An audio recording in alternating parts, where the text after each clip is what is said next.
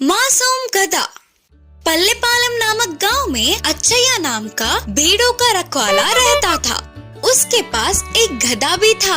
अच्छैया रोज उन भेड़ों को चराने ले जाता था। उधर उन्हें भरपूर घास चरने को मिलता था।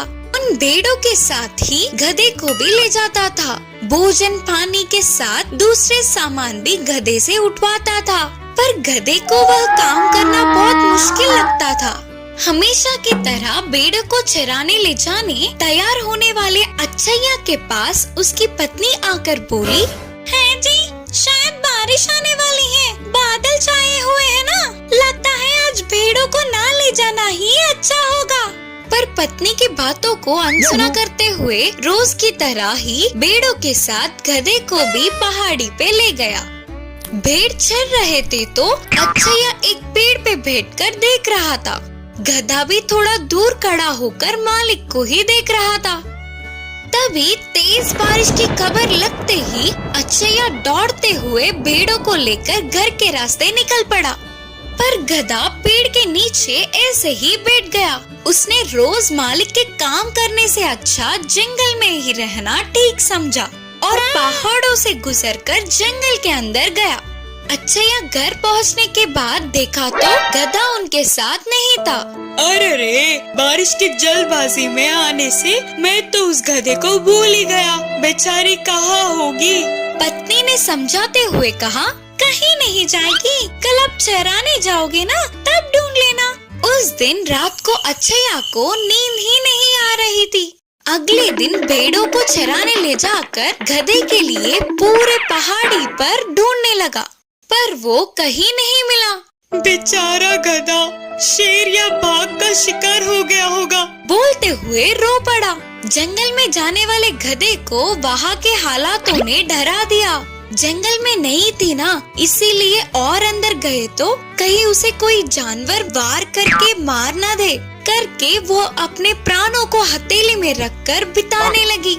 ऐसे डरते हुए जीने से अच्छा वापस मालिक के पास जाना ठीक है सोचकर तुरंत ही जंगल से पहाड़ों की तरफ चलती गई। शाम तक गांव में आने वाले गधे को मालिक का घर याद नहीं था।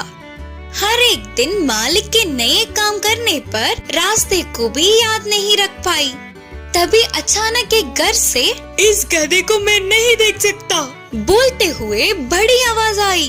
अरे मेरे बारे में ही बात कर रहे हैं, मतलब ये मेरे मालिक का ही घर होगा। उसे घर से बाहर आता हुआ रामैया ने उसे देखा। उसके मालिक नहीं है सोचकर दुखी होकर फिर से आगे बढ़ने लगा गधा। थोड़ी दूर चलते ही, अरे ओ गधे, कोई काम न करते हुए ऐसे ही घर पर बैठ के कितने दिन माँ बाप की खाएगा, बोलकर आवाजें सुनाई दी। गधा खुशी से उस घर की तरफ देखते ही आवारा बनकर घूमने वाले उसके बेटे को वीरैया ने गुस्से में बोलता हुआ दिखा।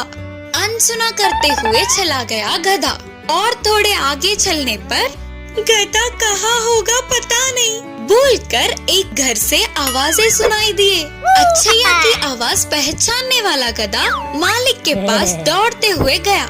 उसे देखते ही अच्छैया को बहुत खुशी हुई। गधे को प्यार से बिठाकर उसके पसंदीदा भोजन खिलाया। अब गधे ने ठान लिया कि मालिक से कभी भी दूर नहीं जाना चाहिए। జింక తెలివి. అడవిలో జింక పిల్ల ఒకటి ఆహారం కోసం బయలుదేరింది. ఆ జింక అడవిలోకి వెళ్లడం అదే మొదటిసారి.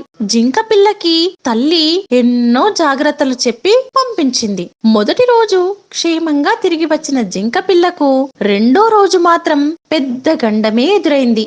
రుచికరమైన ఆహారం దొరికిందని చెరువు ఒడ్డున గుబురుగా ఉన్న పొదల్లోకి వెళ్ళింది.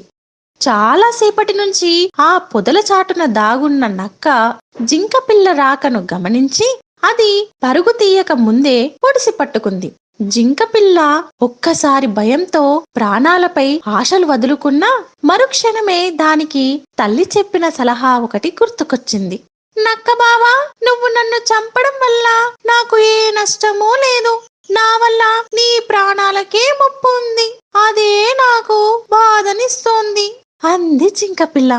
ఏంటి నువ్వు చెబుతున్నది? ఆతృతంగా అడిగింది నక్క.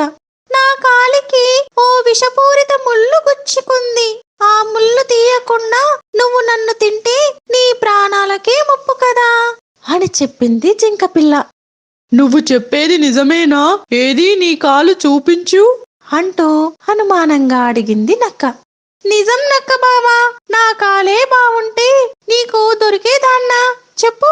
ఈ పొదల నీడలో నీకు ముళ్ళు కనిపించదు, కాని అలా వెలుగులోకి నడు, నా కాలికి దిగిన ముళ్ళు చూపిస్తాను అని చెప్పింది జింక. రెండూ కలిసి పొదల్లోంచి చెరువు ఒడ్డుకు వచ్చాయి. జింకపిల్ల నక్కకి చూపించడానికి కాలు ఎత్తినట్టు ఎత్తి ఒక్కసారి దాని ముఖంపై తన్నింది. ఆ దెబ్బకు నక్క చెరువులో పడింది. అది ఒడ్డును చేరుకునే లోపల జింకపిల్ల అక్కడ్నుంచి రివ్వున పరుగు తీసింది. కప్పగాండ్రింపు. అనగనగా ఓ పెద్ద అడవి. దానికి రాజు సింహం.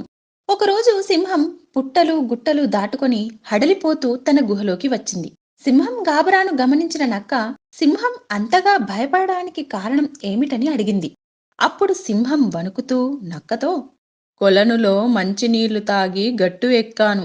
అంతలో పెద్ద పెద్ద అరుపులు వినబడ్డాయి. ఆ అరుపులు వింటే ఎంతో భయం వేసింది. అటూ ఇటూ చూశాను, ఎవ్వరూ కనబడలేదు. ఆ అరుపులు ఇంకా భయంకరంగా పెరిగిపోతున్నాయి. ఈ అడవిలో నన్ను చంపడానికి ఏదో దొంగ మృగం వచ్చి అరుస్తుందని నాకు భయం వేసింది. పరిగెత్తుకుంటూ గుహలోకి వచ్చేశాను అంటూ చెప్పింది.